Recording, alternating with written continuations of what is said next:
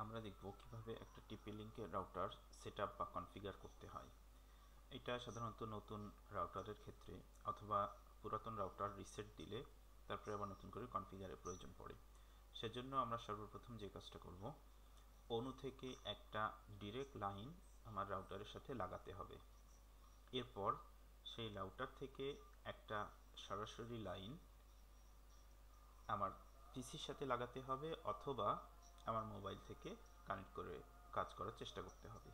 তো আমি একটা সরাসরি লাইন আমার ডেস্কটপ কম্পিউটারে লাগিয়েছি। এখন আমি এটাকে সেট আপ করবো। সর্বপ্রথম আমি এই আইপি অ্যাড্রেসে চলে যাব।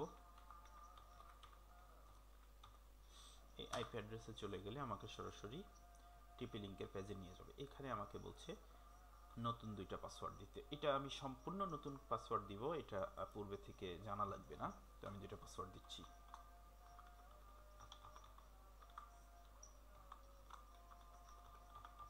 সেম পাসওয়ার্ড আমি দুই জায়গায় দিয়ে দিলাম। Get started.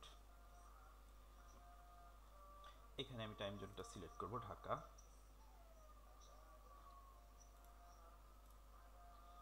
এখানে আমাকে যে আইপি অ্যাড্রেসটা কি হবে, আমার সাধারণত পিপিওই এই আইপি আমার আইএসপি থেকে আমাকে বলে দেবে।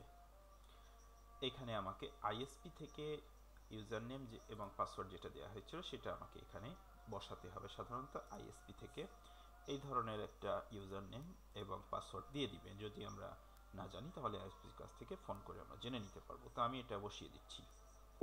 হ্যাঁ, আমার এটা বসানো হয়ে গিয়েছে। আমি এখন নেক্সটে চলে যাব।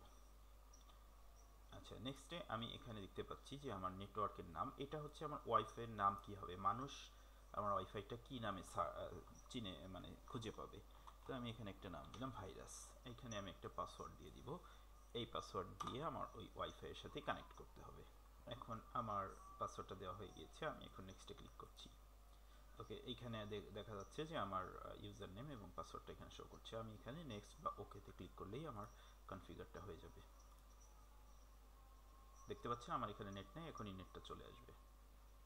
হ্যাঁ, এই যে নেট চলে এসেছে। ফিনিশ। খুবই সহজ সেটআপ প্রক্রিয়া। আমি এখন যদি এখানে ইউটিউব সার্চ দিই, আমি এখন ইউটিউবে প্রবেশ করতে পারবো।